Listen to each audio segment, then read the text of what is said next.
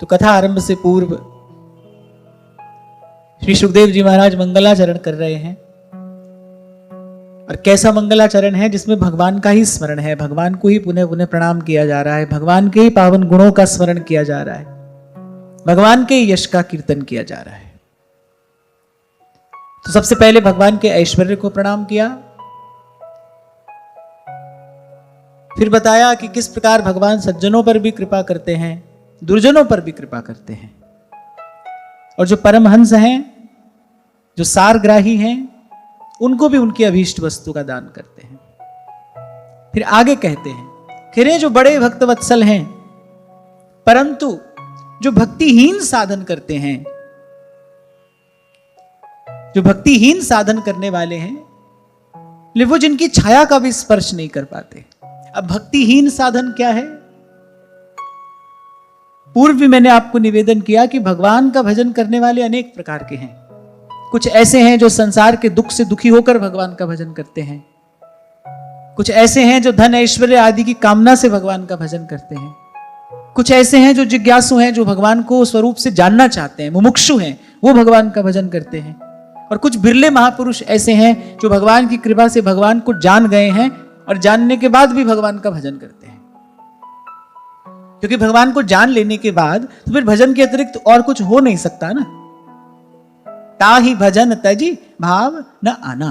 लेकिन ये सभी भक्त हैं, क्यों? क्योंकि भजन भगवान का कर रहे हैं, इनको आश्रय भगवान का है। इसलिए पूर्व में एक प्रसंग में मैंने आपको निवेदन किया था कि भले हम निष्काम न हो, भले हमारे हृदय में संसार की कोई कामना हो, पर जो कहें वो अपने प्रभु से ही कहें। द्वार द्वार पर भटके नहीं, द्वार द्वार के याचक, द्वार द्वार के भिक्षुक न बने हम। हमको जो कहना हो कहें अपने प्रभु से। जो मांगे ठाकुर अपने से, सोई सोई दे। आपको पहले भी मैंने कहा था, किसी पराये से आप वस्तु मांगो तो पता नहीं वस्तु तो मिले कि ना मिले, पर अनादर जरूर होता है, अपमान जरूर होता है। और वही वस्तु आप अपने से मांगो तो वस्तु भी मिलती है, साथ में स्नेह भी मिलता है। तो कोई बात नहीं, अभी हम वहां नहीं पहुंचे हैं जहां हमारा अंतःकरण सर्व प्रकार की कामनाओं से मुक्त हो गया हो। भाई जैसे भी हैं तो भगवान के ही ना, भले बुरे जैसे भी हैं, आधे अधूरे जैसे भी हैं, पर हैं तो प्रभु के ही ना। कोई बात नहीं अगर आज हमारे मन में किसी प्रकार की कोई कामना है, पर कम से कम एक व्रत तो हम लें कि भाई जो कहेंगे वो अपने प्रभु से ही कहेंगे, प्रभु के अतिरिक्त किसी से नहीं कहेंगे। भक्तिहीन साधन से तात्पर्य क्या है? जिस साधन में भगवान के अतिरिक्त किसी और का आश्रय हो। नारद जी भक्ति सूत्र में एक बात कहते हैं, भक्ति के स्वरूप का वर्णन करते हुए कहते हैं कि भक्ति जो है वो योगिनी है, पतिव्रता है। जैसे पतिव्रता स्त्री अनुकूलता में, प्रतिकूलता में, किसी भी कारण, किसी भी समय वो अपने पति के अतिरिक्त किसी का चिंतन नहीं करती, ऐसे ही भगवान की भक्ति है, वो पतिव्रता है, वो भगवान के अतिरिक्त किसी की ओर नहीं देखती। और यहां मन की अनुकूलता क्या है? मन में किसी प्रकार की कोई इच्छा नहीं है, ये मन की अनुकूलता है। मन में आ गई किसी प्रकार की कोई कामना, ये प्रतिकूलता है। पर अनुकूलता प्रतिकूलता में भजन भगवान का ही हो, हम देखें भगवान की ही हो। तो यहां कह रहे हैं जो भक्तिहीन साधन करते हैं, माने भगवान को छोड़कर जो अन्य अन्य जाने किन किन की उपासना करते हैं, बोले वो तो उनकी छाया का भी स्पर्श नहीं कर पाते। आपको एक बात बताऊं, वैसे तो महानुभावों का भी यही कहना है कि अनेक जन्मार्जितम पुण्यम कृष्ण भक्ति प्रजायते। जन्म जन्म का सुकृत एकत्रित होता है, तब श्री कृष्ण की ओर मन जाता है, तब मन जाता है श्री कृष्ण की ओर। जैसे श्री महाप्रभु जी कहते हैं ना, श्री राधिका कृपा बिनु सबके मनन अगम, मन भी नहीं जाएगा उस ओर। अरे भगवान की माया के पास एक नहीं अनेक अनेक खिलौने हैं। एक जन्म नहीं, जन्म जन्म जीव भटकता आया है और भटकता रहे, भटकता ही आया है और भटकता ही रहे। मन भी नहीं जाए भगवान की ओर, अगर भगवान की कृपा ना हो तो, प्रभु की इच्छा ना हो तो। जन्म जन्म के सुकृत एकत्रित होते हैं, तब श्री कृष्ण की ओर मन जाता है। 2 दिन पहले मैं आपसे यही कह रहा था, भाई सब साधनों का सार यही है, श्री कृष्ण अच्छे लगे, श्री कृष्ण अपने लगे। भगवान में अपनापन हो जाए, भगवान में आत्मीयता हो जाए, उसको कुछ और नहीं करना है, उसको कुछ भी करने की और आवश्यकता नहीं है। हाँ, लेकिन जो भक्तिहीन है फिर उसका मन भी नहीं जाएगा उस ओर, उसका मन भी नहीं जाएगा उस ओर। अगर श्री कृष्ण सहज में अच्छे लगते हैं, श्री कृष्ण का नाम प्रिय लगता है, श्री कृष्ण की कथा मधुर लगती है, तो समझना चाहिए भाई भगवान की कृपा है, भगवान की कृपा है। तो कहा कि विदूर काष्ठाय मुहुः कुयोगी नाम, भक्तिहीन साधन करने वालों से जो बड़े दूर हैं और जो भक्त के अत्यंत निकट हैं। मैं आपसे सदा कहता हूं भगवान सदा संगी भी है और भगवान सदा सहाय भी है। तत्तिवाऊ न लग गई पार ब्रह्म सरना। भगवान यदि संग है तो फिर कैसे संग रहेंगे? फिर सदा सर्वदा सर्वत्र संग रहेंगे। उनको आधा अधूरा कोई काम करना नहीं आता। आपसे लेंगे तो आपका पूरा मन लेंगे, यदि आपसे लेंगे स्वीकार करेंगे तो आपका पूरा मन स्वीकार करेंगे, आपको देंगे तो अपने आप को पूरा का पूरा ही देंगे, आपके साथ रहेंगे तो सदा सर्वदा सर्वत्र आपके साथ रहेंगे। आधा अधूरा प्रभु कोई कार्य नहीं करते। आधा अधूरा कार्य तो यहां संसार में होता है, कभी कभी पास कभी दूर। आज जिस पर अपना सर्वस्व लुटा रहे हो, कल उसका मुख भी नहीं देखना चाहते। ये सब लीला संसार में होती है, ये सब संसार का व्यवहार है। पर प्रभु अगर एक बार स्वीकार करते हैं फिर सदा सदा के लिए स्वीकार करते हैं। संग रहेंगे तो फिर सदा सर्वदा संग रहेंगे। बस किसी भी प्रकार श्री कृष्ण में मन लग जाए। ये जो मन की गति है, ये जो हमारे चिंतन की धारा है, बस ये श्री कृष्ण की ओर मुड़ जाए, बस किसी भी प्रकार। पर मैं इतना अवश्य कहूंगा, अपने करने से नहीं होगा, इसके लिए शक्तिपात की आवश्यकता है। और वो शक्तिपात कैसे होता है? वो शक्तिपात होता है संत की दृष्टि से, वो शक्तिपात होता है संत के शब्द से, वो शक्तिपात होता है संत के स्पर्श से, वो शक्तिपात होता है संत के संकल्प से। संत करेगा और ऐसे सहसा जो मन बार बार संसार की ओर दौड़ता था, करता जीवन घात, अब तो मन हंसा भया, मोती चुग चुग खा। इसलिए कई बार आपसे कहा, ठाकुर जी से यही मांगना चाहिए। जब जब प्रभु के सामने जाइए, जब जब सन्मुख होइए प्रभु के, ठाकुर जी से यही कहिए, पद सरोज अनपायनी भक्ति सदा सतसंग, जेहि विधि प्रभु प्रसन्न मन होई, करुणा सागर कीजिए सो। जी विधि प्रभु प्रसन्न मन हुई। अभी इस पंक्ति के अनेक अर्थ हो सकते हैं। मुझे ऐसा लगता है प्रभु जैसे आपका, जिस विधि से आपका मन प्रसन्न हो ना, उस विधि का ज्ञान, उस विधि का बोध मुझे कराइए। और कैसे प्रसन्न होता है भगवान का मन? करे का रघुपति सुन भामिनी बाता, मानो एक भगति कर नाता। जी प्रभु जैसे मेरा हित हो वैसा करिए। जीव का हित कैसे हो सकता है? मुझे तो नहीं लगता कि सत्संग के अतिरिक्त जीव का हित किसी प्रकार से हो सकता है। स्त्री का, पुरुष का हित तो हो सकता है किसी अन्य प्रकार से हो जाता है, पर जो जीव आत्मा है, जीव आत्मा का हित तो भाई संत ही कराता है, गुरु ही कराता है। क्या जीव विधिनाथ होई हित मोरा, करऊ सुबेगी दास में तूरा। ऐसे मेरा हित हो प्रभु सो करिए। और जीव का हित केवल सत्संगति से होता है। सत्संगति मुद मंगल मूला, सोई सब सिद्धि सब साधन फूला।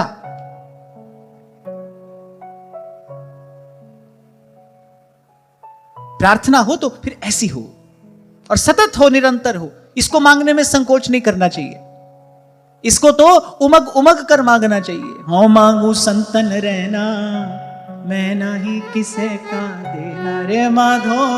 कल मैं आपसे कह रहा था ना कि परमहंसों की अभीष्ट वस्तु क्या है? परमहंस क्या चाहते हैं?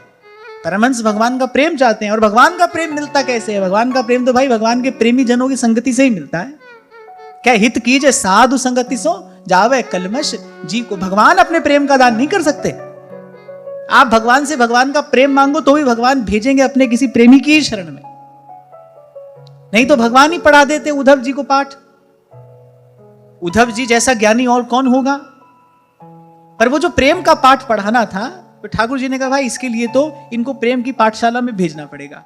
तब भेजा ठाकुर जी ने गोपियों के पास, बोली वहां जाओ, देखो देखो प्रेम की छटा देखो, कुछ ऐसा है उद्धव जो तुम नहीं जानते। उद्धव जी को शायद लगता था कि वो जानते हैं श्री कृष्ण को, पर भगवान ये विचार करते थे भाई कुछ ऐसा है जो अभी अभी ये नहीं जानते, जिनसे अभी इनका परिचय नहीं है।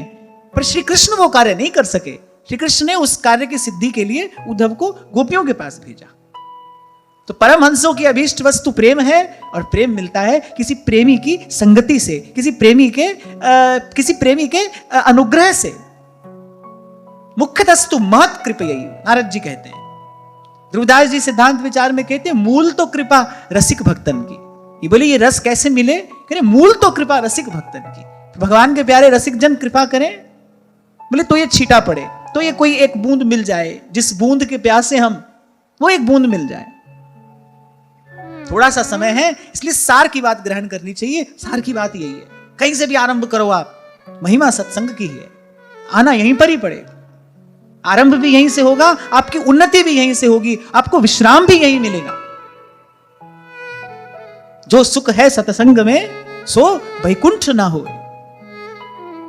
तुलयाम लवे ना पिना स्वर्गम ना पुनर्भवम। मुझसे कोई पूछे कि आप श्रीमद् भागवत का चिंतन कर रहे हैं, श्रीमद् भागवत का सार क्या है? श्रीमद् भागवत का सार ही सत्संगति है। श्रीमद् भागवत में आद्योपांत प्रत्यक्ष परोक्ष रूप से यही कहा गया। महाराज परीक्षित के सर पर जो संकट आया, जो विपदा आई, वो कैसे टली? सत्संगति से ही तो टली। सत्संग मिला, संत मिले, सुखदेव जी महाराज मिले। और मैं तो ये भी कहता हूं भाई कि औषधि का रहस्य न जाने पर भी औषधि अपना कार्य तो करती है ना।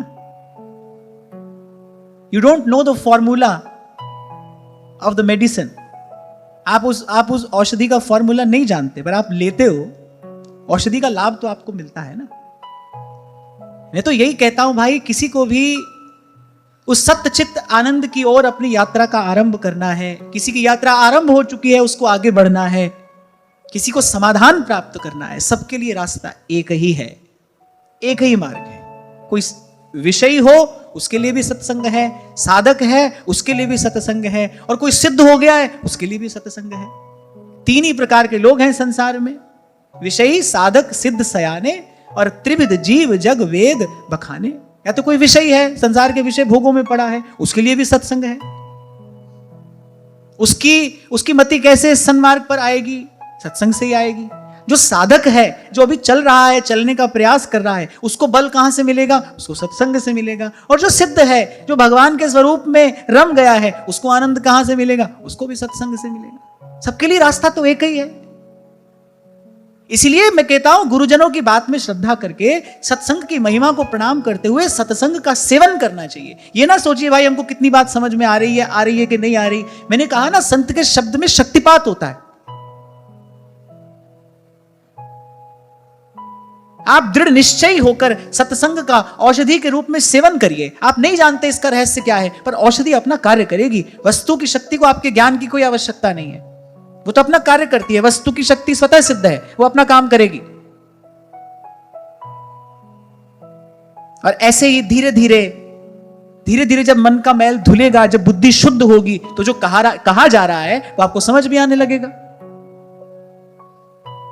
कल ही मुझसे किसी ने पूछा ये बात, शायद कोई बालक होगा, उसने ये बात पूछी कि मैं आता तो हूं पर बहुत सारी बातें समझ नहीं आती।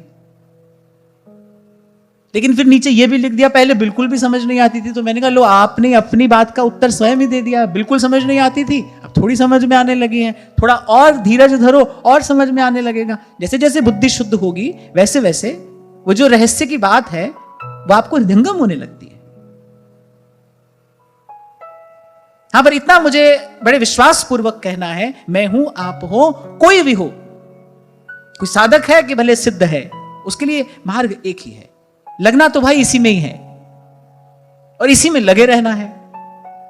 महापुरुषों का जीवन आप देखिए, जो सनकादिक प्रवृत्ति हैं, जिनको कभी संसार की किसी वासना ने स्पर्श तक नहीं किया, जिनका स्मरण मात्र मन को शुद्ध कर देता है, ऐसे जो दिव्य महापुरुष हैं, वो भी लगे किस में हैं? भाई भगवान की कथा में ही लगे हैं।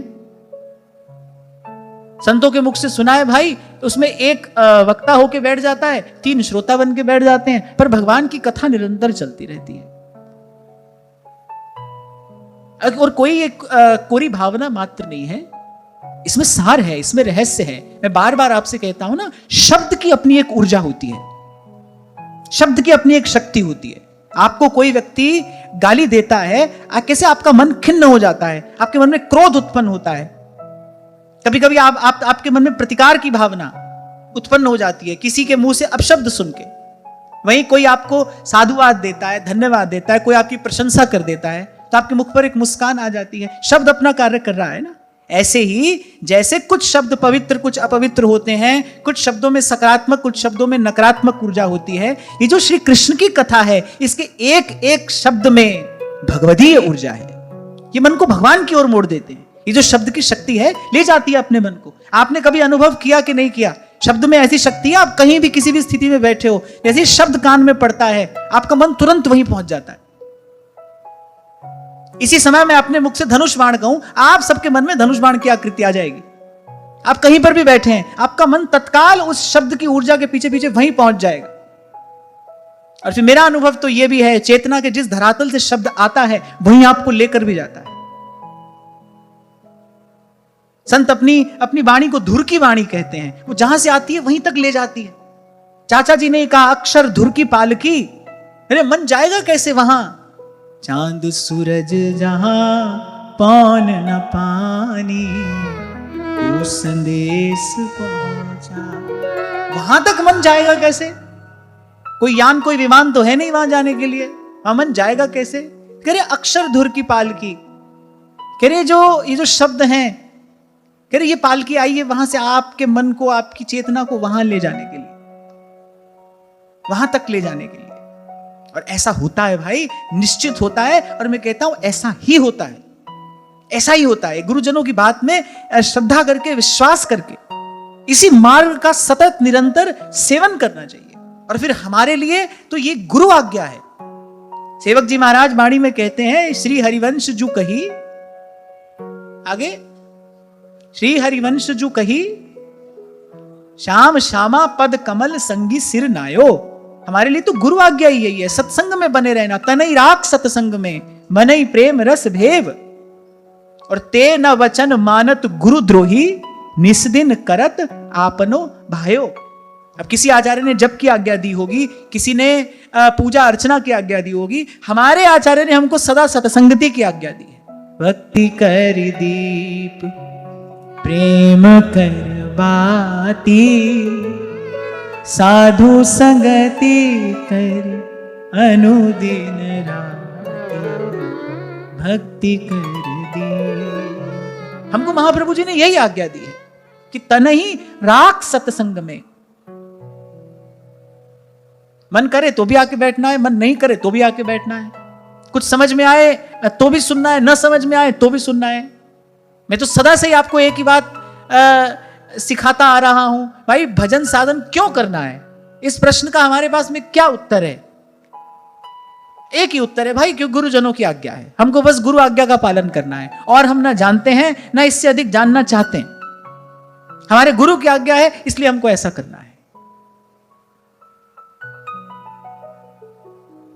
गुरु की आज्ञा है, गुरु की आज्ञा में बने रहना है। और मेरा ऐसा अनुभव है कि गुरु की आज्ञा में रहने वाला जीव सदा सुरक्षित है, उसको किसी प्रकार का भय नहीं है। जो गुरु की आज्ञा में है, जो इस भाव में सदा रहता है, वो सदा सुरक्षित है। अनेक अनेक प्रकार के बाधा विघ्न उत्पात होते हैं इस मार्ग पर चलने वाले के लिए, पर गुरु की आज्ञा में रहने वाला सदा सुरक्षित रहता है। और हमारे गुरु की यही आज्ञा है, हमारे आचार्य की यही आज्ञा है। श्री हरिवंश जू कही, श्याम श्यामा पद कमल संगी सिर नायो। और परवर्ती रसिकों ने भी इसी बात का अक्षरशः पालन किया। कै हित कीजे साधु संगति सो। शायद मैंने आपको एक बार एक प्रसंग सुनाया भी था। एक बड़े विद्वान व्यक्ति, मान्यता प्राप्त विद्वान व्यक्ति कथा कह रहे थे। शायद गोपी गीत का प्रसंग चल रहा था। बड़ी विद्वत्तापूर्ण उनकी व्याख्या, संस्कृत निष्ठ उनकी भाषा। अब एक ब्रजवासी मैया बैठी थी, सुनती जाए और रोती जाए, सुनती जाए और रोती जाए। तो एक संस्कृत की प्राध्यापिका भी उसी सत्संग सत्र में बैठा करती थी। अब वो तो समझती थी कि क्या कहा जा रहा है, लेकिन वो ब्रजवासी मैया को देखकर उनको बड़ा आश्चर्य होता था कि क्या ये सब समझ पा रही है, ये जो इतना भाव विभोर होती हैं सुन सुनकर, क्या ये समझ पा रही है? तो एक दिन उनसे नहीं रहा गया, उन्होंने पूछा, बोले मैया ये जो सब कहा जा रहा है तुम सब समझती हो, समझ रही हो? अब भोली भाली ब्रजवासन थी, उसने तो 2 टूक उत्तर दिया, अरे बोले इन महाराज जी की बातों को तो ब्रह्माऊ ना समझ सके, हम कहा समझेंगे। तो फिर भैया तो रोती क्यों है? तो उसने कहा हम तो बस जी जाने हमारे प्रिया प्रीतम की बात हो रही है, ये जो हो रही है बस हमारे प्रिया प्रीतम की बात है, हमको तो यही में आनंद आ रहा हो। को माया ब्रह्म कहे और कोई प्रकृति पुरुष करी जाने, अरे वेदन की ये बात बड़ी हम कहां गवारे न जाने। हम तो बस इतना जानते हैं वृंदावन की कुंजन जोरी बरसत सुरस अगाध, और इनकी प्रीत रीत जो जाने सोई साचो साध। इसलिए तो आपको कह रहा हूं भाई कि जिसने किताब पढ़ ली है उसको भी यही आना है, जिसने नहीं पढ़ी है उसको भी यही आना है। आना तो यही है, जीव का हित तो यही आकर होता है, उसका कल्याण तो यही आकर होगा। और मैं तो आपको अपना छोटा सा अनुभव यदि कहूं कि जितना कम हम जाने उतना अच्छा है। एक फिलोसोफर तो यहां तक कहता है इंटेलिजेंस ब्रिंग्स सैडनेस। बहुत ज्यादा जब आप जान लेते हैं कहीं ना कहीं जाकर फिर वो जो जानकारी है वो आपके माथे का बोझ बन जाती है। क्यों? क्योंकि उसकी कोई आवश्यकता नहीं है, वो जानना कोई आवश्यक नहीं है। अनावश्यक जानकारी एकत्रित करते हैं हम बहुत बार, इट्स यूजलेस, इसकी कोई आवश्यकता नहीं है। सार की बात ले लीजिए बस। कल इसी बात पर हमने चर्चा करते करते सत्र को विराम दिया था ना। एक हंस होता है केवल सार की बात ग्रहण करता है, और फिर ये तो परम हंसों का मार्ग है, जो परम हंस है जो सार का भी सार ले लेते हैं। कि सार श्री कृष्ण है, निगम कल्पतरोर गलितम फलम। पर कह रहे परम हंस कौन है? बोले उस सार का भी सार, जो रस है केवल उसी को ग्रहण करते हैं। सार की बात यही है। इसलिए कम जानते हो अधिक जानते हो, जितना भी जानते हो भाई, भुलाना तो एक दिन वो सब पड़ेगा। जब तक सब भूलोगे नहीं, जब लग मन छाणत नहीं, सब बातन को लोभ, तब लग ही उपजत नहीं, युगल प्रेम की गोभ। सब जानने के बाद भी प्रार्थना तो यही की जा रही है ना, सकल बात घटते घटो मन की वृत्ति अनेक। अरे भगवत रसिक देव जी तो यहां तक कहते हैं परमारथ व्यवहार बनो के ना बनो, बस अंजन है मम नयन सदा भगवत सनो। देहु दया कर दान न बिसरो केली को, भगवत बलित तमाल बिलोको दे। इसको इस प्रकार से समझना चाहिए। देखो मन किस रास्ते पर दौड़ता है? मन दौड़ता है, मन तो दौड़ता है ना, किस रास्ते पर दौड़ता है मन? बताओ। जो बताएगा उसको इनाम मिलेगा।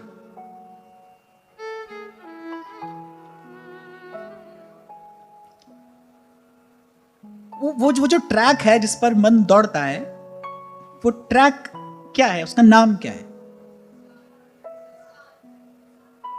संस्कार। और सोचो, थोड़ा और सोचो।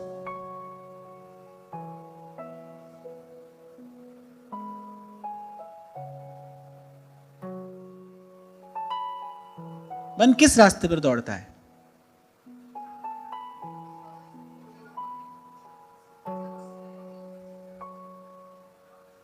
प्रिसाइज आंसर चाहिए मुझे। एक शब्द इसका उत्तर है बस। मन किस रास्ते पर दौड़ता है?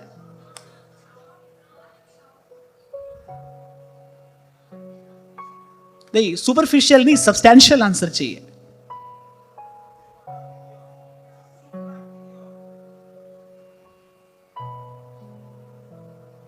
हाँ, थोड़ा थोड़ा तो ठीक सब बता रहे हो, पर मैंने कहा मुझे प्रिसाइज आंसर चाहिए, टू द पॉइंट।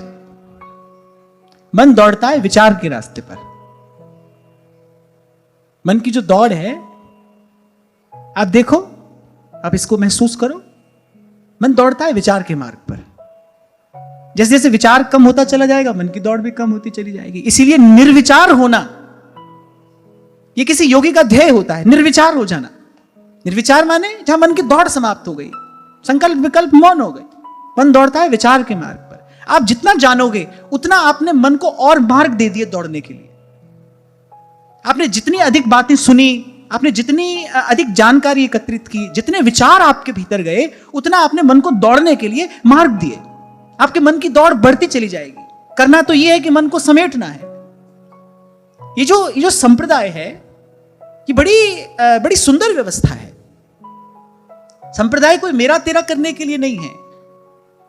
संप्रदाय किसी प्रकार के श्रेष्ठता के अभिमान के पोषण के लिए नहीं है। आचार्यों ने ये जो संप्रदाय की सुंदर रीति आपको मुझे प्रदान की, ताकि हमारे मन की दौड़ जो है वो धीरे धीरे कम हो। भाई किसी एक आचार्य की शरण में जाएंगे, उसकी एक उपासना पद्धति को ग्रहण करेंगे, बाकी सबको आदर से प्रणाम करके फिर मनसा वाचा कर्मणा उसी का सेवन करेंगे, उसी का ध्यान करेंगे, उसी का अनुगमन करेंगे। तो ऐसे क्या होगा, धीरे धीरे मन सिमट जाएगा। ये जो आजकल यूनिवर्सिटी चलती है ना आपके व्हाट्सएप पर, और दुनिया भर का ज्ञान वहां पर जो बघारा जाता है, इससे होता क्या है? कुछ होता नहीं है। इससे केवल मन की दुर्दशा होती है, केवल मन की दुर्दशा। ज्ञान केवल गुरु मुख से ही ग्रहण किया जाना चाहिए। ये शास्त्र की आज्ञा है, ऐसी व्यवस्था है कि भाई बिना शिष्य के उपदेश ना दिया जाए और बिना गुरु के प्रश्न ना किया जाए। गुरु मुख से ही इसका श्रवण किया जाना चाहिए। कहीं से भी कुछ सुना, कुछ पढ़ लिया, कोई भी पुस्तक खोलकर बैठ गए, आज यहां चले गए, कल वहां चले गए, ऐसे व्यक्ति टिकाने नहीं लगता है। मैं आपको अपना अनुभव बताऊं कि अब तो नहीं, आज से साल 2 साल पहले की बात यदि हम करें तो मन में इच्छा होती थी भाई अनेक विषयों को पढ़ें, उसको समझें। लेकिन फिर उसका समाधान कैसे होता था कि भाई जो विषय मैं पढ़ने जा रहा हूं, जो पुस्तक मैं पढ़ने जा रहा हूं, जिस विषय की जानकारी मैं लेने जा रहा हूं, वो मेरी गुरु आज्ञा के अनुकूल है कि नहीं है। वहां पर आकर समाधान हो जाता था। क्योंकि मन को रोकने के लिए किसी प्रकार की लगाम भी तो चाहिए ना। कैसे मन नियंत्रण में आएगा? गुरु की आज्ञा से ही तो मन नियंत्रण में आता है। मन की दौड़ तो अनंत है भाई। इसलिए भटकाव केवल व्यवहार में ही नहीं है, यहां पर आकर भी व्यक्ति भटकता रहता है। इसलिए जब से ये चिंतन आरंभ हुआ है, तब से बार बार आपसे यही कहा जा रहा है, सब ओर से मन समेटकर भाई एक में लगना है, एक में लगना है, एक में लगना है। नहीं जानना है कुछ और हमको। बड़ी उच्च कोटि की बात, बड़ी उच्च कोटि की चर्चा, श्रेष्ठतम ज्ञान देने के लिए उद्धव आए थे। कोई लोक की व्यवहार की बात करने के लिए उद्धव नहीं आए थे, श्रेष्ठतम ज्ञान देने के लिए आए थे। फिर गोपियों ने कहा नहीं भाई, हमको इसकी आवश्यकता नहीं है, हमको जितना जानना था हमने जान लिया। अरे कितना पढ़े व्यास जी, पढ़ के हुआ क्या? स्वयं अपनी वाणी में व्यास जी कहते हैं वो पद मुझे मिलेगा नहीं अभी। अरे पढ़त जान है जी को, बोले ये सब हमारे जी का जंजाल बन गया है, अब छुड़ाए छूट नहीं रहा है। और एक बात मैं आपको और बताऊं, learning is difficult but unlearning is way more difficult. किसी चीज को याद करना कठिन है, लेकिन याद करके उसको भूल जाना बहुत अधिक कठिन है, क्योंकि उसका संस्कार बन जाता है। कैसे रहेगी चेतना शुद्ध? सार वस्तु को ग्रहण करने के लिए हमारी प्रज्ञा निर्मल रहे, शुद्ध रहे, कैसे रहेगी? जब अनेक प्रकार के विचार आपके पास होंगे और मन उन अनेक विचारों के मार्ग पर दौड़ेगा, मन एकाग्र होगा कैसे?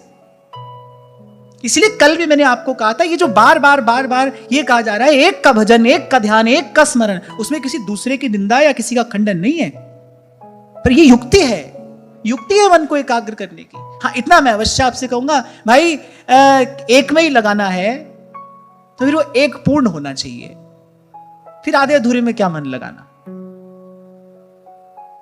तभी संत कह रहे हैं, ना उपजय ना बीन से संतन सुखदाय, कहे मलूका जान के मैं प्रीत लगा। जाने बिन नहीं हुई प्रतीति और बिन प्रतीति हुई नहीं प्रीति। कह रहे जान के मैंने प्रेम किया है, मैंने ये प्रभु से जो प्रीत लगाई है, कह रहे प्रभु को जानकर लगाई है। कहे मलूका जान के मैं प्रीत लगा। मैं तो आपसे सदा कहा है भाई, संसार में सब उल्टी पट्टी पढ़ाई जाती है। संसार के जितने पाठ हैं सब जीव की दुर्दशा कराने वाले हैं। सुनो सबकी, करो मन की। फिर यहां पर कह रहे होते होते प्यार हो गया, और हमारे व्यास जी कह रहे हैं भजनी सोई विवेक सो करे समझ के प्रीत। बोले वही विवेकी है जो करे समझ के प्रीत। मैंने आपसे कल भी कहा था, किसी से संबंध बनाना it's like you are investing yourself. आप अपने आप को खर्च कर रहे हो उसमें। जेब में पड़ा रुपया कितनी सावधानी से समझदारी से खर्च करते हो, अपने आप को खर्च करते समय मूर्खता क्यों करते हो? भाई यदि एक में ही मन लगाना है, फिर एक पूर्ण हो जो आपको भी पूर्णता की अनुभूति कराए। यल्लब्धवा पुमान् अमृतो भवति सिद्धो भवति तृप्तो भवति। और ये सूत्र तो मुझे बड़ा ही प्यारा है। तो नारद जी कह रहे हैं ज्ञात्वा, जिसको जान लेने के बाद मत्तो भवति, ज्ञात्वा मत्तो भवति। फिर कहा स्तब्धो भवति, स्तब्ध मन की सारी गति रुक गई। इत उत चित चले नहीं कबहू डारी प्रेम जंजीर। इसको कहते स्तब्धो भवति। अब मन के पास जाने के लिए कोई रास्ता ही नहीं है। मन की गति भई पंगु, ध्रुवदास जी कहते हैं मन की गति भई पंगु। अब मन के पास जाने के लिए कोई रास्ता ही नहीं। व्यास जी बड़ा सुंदर दोहा कहते हैं,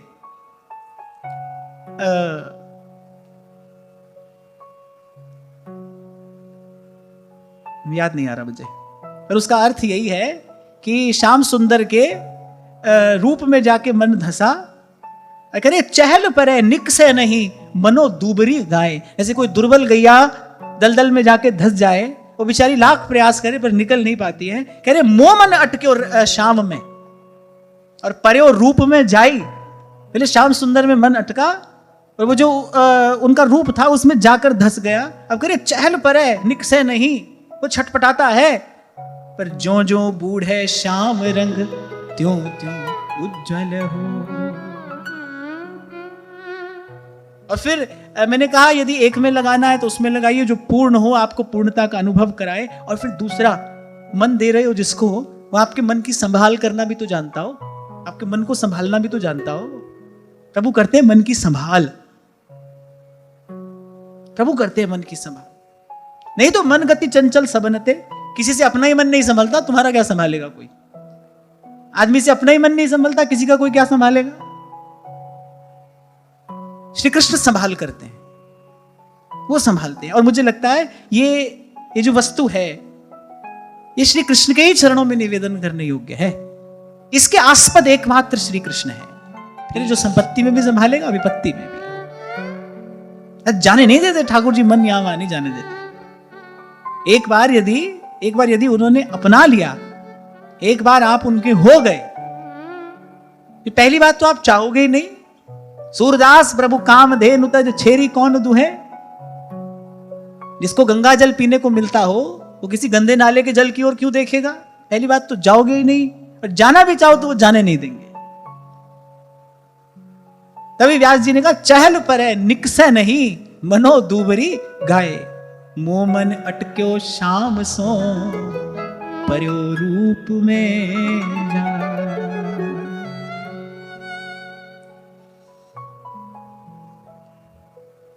आगे बड़ी सुंदर बात कही, निरस्त साम्यातिशयेन राधसा स्वधामनि ब्रह्मणि रम्स्यते नमः। इस स्तुति में भगवान के स्वरूप का और स्वभाव का दोनों का पुनः पुनः स्मरण किया गया।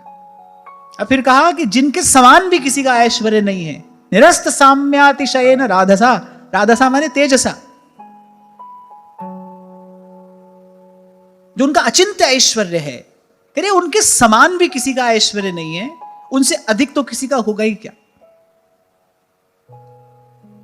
भाई हम तो कहते आए हैं और कहते रहेंगे कि अपनी अपनी जगह पर जो है वो सब ठीक है, सब अच्छा है, पर कृष्ण तो कृष्ण है। कृष्ण सा कोई नहीं है, कृष्ण सा कोई हो नहीं सकता। कृष्ण भी चाहे तो कृष्ण सा कोई नहीं बना सकते। कृष्ण कृष्ण कृष्ण है, कृष्ण कृष्ण कृष्ण है, कृष्ण है कृष्ण है, कृष्ण है कृष्ण है। और हमको बार बार श्री कृष्ण के इस सामर्थ्य का, इस ऐश्वर्य का, इस माधुर्य का भजन करना चाहिए, ताकि हमारी प्रतीति दृढ़ हो कि हम कैसे समर्थ स्वामी की शरण में हैं। हमको किस बात का भय है? हमको किस बात की चिंता है? हमको सदा निरंतर स्मरण करते रहना चाहिए, भाई मेरा स्वामी समर्थ है। जिस आप देखो कुछ भी नहीं चाहते हैं आपसे, एक ही बात तो चाहते हैं, भाई हमारे होकर भी किसी और की तरफ मत देखो। फिर जो डोर बांधनी है ना वो बस हम ही से बांधो, फिर किसी और की ओर मत देखो। इतनी बात श्री कृष्ण चाहते हैं। तभी तो घनानंद कहते हैं अति सूधो स्नेह को मार्ग है, इससे सीधा रास्ता तो कोई और है ही नहीं। मैंने अभी आपसे कहा मन दौड़ता है किस मार्ग पर? विचार के मार्ग पर। आप किसी देवी देवता की पूजा करने बैठो ना, तो वहां भी दो रास्ते हैं, एक विधि का मार्ग है, एक निषेध का मार्ग है। ये करना है, ये नहीं करना। मन को ये चिंता लगी रहती है, भाई कहीं जो नहीं करना है वो नहीं हो जाए, जो करना है वो ठीक से हो जाए, और जो नहीं करना है कहीं वो नहीं हो जाए। वहां मन बटाई तो रहता है। तभी मुझसे जब एक बार किसी ने प्रश्न किया कि क्या माला करते हुए सुमेरु नहीं लांघना चाहिए, मैंने कहा भाई किसी कामना से भजन कर रहे हो तो फिर सब बात का विचार करना चाहिए। फिर तो सही आसन में बैठो, फिर माला की स्थिति भी यहां होनी चाहिए, कहां होनी चाहिए, ये बात सब शास्त्रों में वर्णित है। यदि किसी कामना से भगवान का भजन कर रहे हो फिर तो सब बात माननी पड़ेगी। प्यार से भज रहे हो प्रभु को, प्रेम से ही भजन कर रहे हो, फिर किसी बात की चिंता करने की आवश्यकता नहीं है। फिर तो मैं कहता हूं कि असली माला होती उस दिन है जिस दिन माला करते करते सुमेरु चला जाए, आपको पता ही ना चले, आपका मन प्रभु के नाम में हो, मन प्रभु के रूप में हो, और कब सुमेरु चला गया आपको पता ही नहीं चला। अगर प्रेम से भजन कर रहे हो फिर तो भजन की रीति यही है। बात तो ऐसी है ना कि आपके मन की दशा क्या है, चाहते क्या हो। बार बार आपसे कहता हूं आप क्या करते हो इस बात का मूल्य नहीं है, चाहते क्या हो, आपकी इंटेंशन क्या है। तो कबीर जी तो और दो टूक बात करते, कह रहे हैं माला मन का काठ का। माला का जो मन का है काठ का होता है, कह रहे हैं माला मन का काठ का और पोया जामे, और जिसमें वो मन का पोया है वो क्या है? सूत। कह रहे माला मन का काठ का और पोया जामे सूत, काठ सूत मिल क्या करें जब फेरन हार कपूत। वो दोनों मिलके बेचारे क्या करेंगे, वो कहां से पहुंचा देंगे तुमको। रे माला मन का काठ का और पोया जामे सूत, काठ सूत मिल क्या करे जो फेरन हार कपूत। जो फेरने वाला ही यदि वही प्रभु से अतिरिक्त कुछ और चाहता है, वही यदि स्वार्थ में लगाए तो माला क्या करेगी भाई? माला कहां से कल्याण करा देगी। और मन लगाए यदि प्रभु में तो उल्टा जपो सीधा जपो, उल्टा जपत जगत सब जाना, वाल्मीकि भय ब्रह्म समाना। फिर तो भगवान की याद बनी रहनी चाहिए भाई, जैसे भी हो। हमारे मदन टेर वाले बाबा आते हैं, आप दर्शन करते हो उनका। बाबा एक बार भजन कर रहे थे तो मैंने देखा कि बाबा की जो माला बड़ी विचित्र। अब देखो शास्त्र में तो माला को लेकर भी बहुत नियम बताए गए हैं कि माला का मन का गोल ही होना चाहिए, माला में इतने मन के हों, और इस प्रकार से माला की रचना होनी चाहिए। प्रातःकाल माला कहाँ रखी जाती है, मध्याह्न को कहाँ रखकर भजन किया जाता है, ये सब बात शास्त्र में वर्णित है। अच्छा, मैं ज्यादा इसका विचार करता नहीं। भगवान की बड़ी कृपा पहले दिन से यही रही कि इस सब झंझट में बहुत मन कभी गया ही नहीं। तो बाबा की माला मैंने देखी बड़ी विचित्र, कोई मन का बड़ा, कोई बहुत छोटा,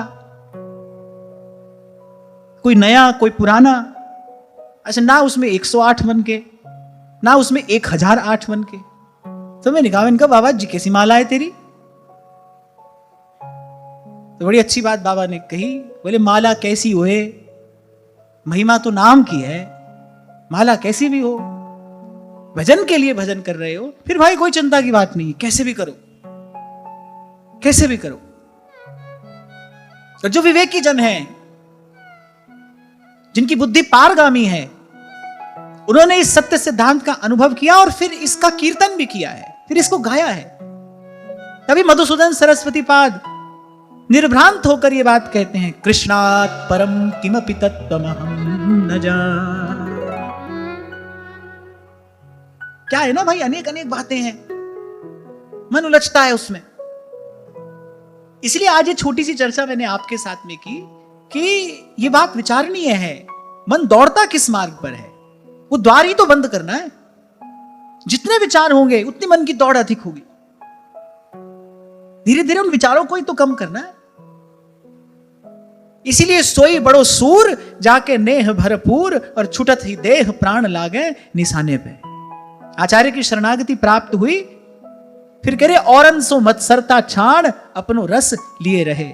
व्यास जी कह रहे हैं जहां की है उपासना ताही की वासना, ताही को नाम रूप लीला गुण गाई। व्यास जी तो अगली पंक्ति और बड़ी विचित्र कहते हैं, सोई व्यभिचारी आन कहे आन करे, ताको मुख देखे दारुण दुख पाई है। जो कहे कुछ करे कुछ, अरे ताको मुख देखे दारुण दुख पाई। ऐसे में देखता हूं कुछ लोगों की ऐसी आदत होती है, अभ्यास हो जाता है, सब सुनते हैं, दिन भर टीवी चलाकर बैठे हैं, चैनल पे चैनल बदल रहे हैं, कभी इसको सुना कभी उसको सुना, शाम को क्या कहा, बोले सुबह से सत्संग सुन रहे थे। नहीं नहीं, ये कोई सत्संग सुनना नहीं होता है। ये मैंने आपको एक मनोवैज्ञानिक तथ्य दिया है। यदि आप चाहते हैं मन एकाग्र हो, मन सिमटे, तो फिर मन को वो मार्ग देना बंद करिए जिस पर मन दौड़ता है। अपनी उपासना से संबंधित वार्ता ही श्रवण करना, अपने इष्ट से संबंधित वार्ता का ही कथन कीर्तन चिंतन करना, यही एक उपासक का जीवन होना चाहिए, सबको प्रणाम करते हुए। पर औरन सो मत्सरता छाड़ अपनो रस लिए रहे। ध्रुवदास जी तो भजन कुंडलिया में कहते हैं कि पग बाहर जिन देहु, बोले इससे बाहर नहीं जाना, इसी में रहना, इसी में रहना। ये आज किसी ने मुझसे पूछा, अच्छा प्रश्न है। आपने पूछा कि कथा सुनते सुनते सेवा आरंभ हुई और सेवा का नियम बन गया, और सेवा ही है जो अनेक प्रकार के विकारों से बचा कर रखती है। कुछ समय पहले आपकी एक वीडियो देखी थी जिसमें आपने कहा था सूतक पातक के बारे में कि अगर प्रभु को अपना मानते हो तो सेवा नहीं रुकनी चाहिए। और फिर आपने एक सत्र में कहा कि जब एक माता ने पूछा मासिक धर्म में भी सेवा करनी है, तो आपने कहा शास्त्र की अवज्ञा नहीं करनी चाहिए। तो दोनों बातों से मेरे मन में कुछ द्वंद्व उत्पन्न हो गया है, इसका समाधान करिए। आपने ही इसमें अपने प्रश्न का उत्तर स्वयं दे दिया। यदि प्रभु में प्रीति हो गई है, यदि प्रभु में अपनापन हो गया है, एक बात आपको बताऊं, जब प्रभु में अपनापन हो जाता है ना, इस तरीके का प्रश्न ही नहीं रहता। और जब तक प्रश्न है ऐसा कि भाई क्या करें, करें कि नहीं करें, तब तक तो भाई शास्त्र की आज्ञा का ही पालन करना चाहिए। जब तक भगवान में प्रेम नहीं हो जाए, जब तक प्रभु में प्रीति नहीं हो जाए, तब तक शास्त्र की आज्ञा का ही पालन करना चाहिए। और प्रभु में प्रीति हो जाने के बाद ऐसा प्रश्न रहता ही नहीं। जब प्रभु में प्रेम हो जाता है, आप प्रेम को कोई साधारण वस्तु समझते हो। जब प्रेम होता है तो व्यक्ति का रोम रोम प्रकाशित हो जाता है, किसी प्रकार का द्वंद्व, किसी प्रकार का संशय, किसी प्रकार का प्रश्न रह ही नहीं जाता। जब प्रेम होता है तब ऐसा कोई प्रश्न नहीं होता। आपने पूछा है तो मैंने आपको बता दिया कि जब तक प्रश्न है तब तक तो भाई शास्त्र की आज्ञा का पालन करना ही चाहिए।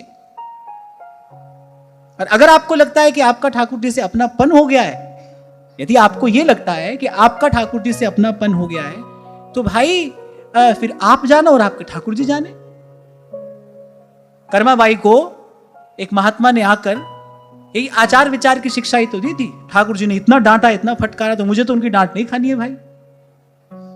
आपका उनमें प्रेम हो गया, अब भाई वो तो सर्वतंत्र स्वतंत्र है, वो तो जिससे जैसी चाहे वैसी सेवा स्वीकार करे।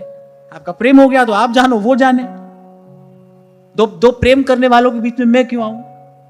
नहीं हुआ है। यदि आपको लगता है कि अभी मन में कुछ अपूर्णता है, अभी मन में ये प्रश्न है, अभी मन में ऐसा द्वंद्व है, तब तक तो भाई शास्त्र के गुरुजनों की आज्ञा का पालन करना चाहिए।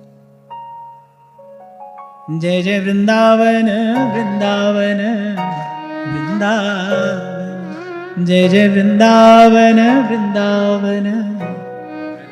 अरे अपने अचिंत ऐश्वर्य के साथ, अपने अद्भुत माधुर्य के साथ जो अपने धाम में सदा विहार करते हैं, और धाम कैसा है?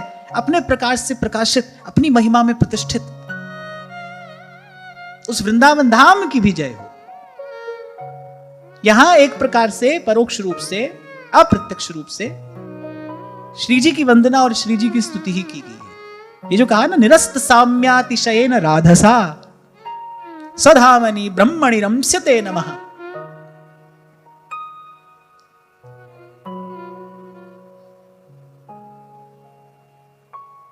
फिर आगे कहते हैं, जिनका कीर्तन, यत् कीर्तनम, जिनका कीर्तन, जिनका स्मरण, जिनका दर्शन, जिनका वंदन, जिनके गुणों का श्रवण, जिनका अर्चन, कहा लोकस्य सद्यो विधुनोति कल्मषं तस्मै सुभद्र श्रवसे नमो नमः।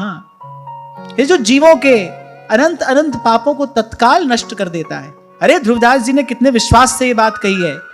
हेम को सुमेर दान, रतन अनेक दान, गजदान, अन्नदान, भूमिदान करही, मोतिन को तुलादान, मकर प्रयाग नहान, ग्रहण में काशीदान, चित्त शुद्ध धरही, सेजदान, कन्यादान, कुरुक्षेत्र गौदान, इतने में पापन को नेक हूं न हरही, कृष्ण केसरी को नाम एक बार लीन्हे, ध्रुव पापी तिहु लोकन के छिन मार। एक बार। अच्छा, ऐसे झांझ करताल के साथ करते हो कि ऐसे ही कुछ रूखा सूखा सा करते हो? हाँ, ऐसे मीठा मीठा मधुर मधुर कीर्तन, कलयुग महा कीर्तन प्रधान। यही कलयुग का यज्ञ है, यही कलयुग की विधि। देखो भाई, ये जो सारी बातें हैं ना, तो एक दो बातें समझने के लिए ही हैं। एक दो बात समझ में आ जाए उसी के लिए सारी बात है। तो यहां श्री सुखदेव जी महाराज ने सबसे पहले ही कहा यत् कीर्तनम, बाकी सब उसके बाद। आरंभ यहीं से है।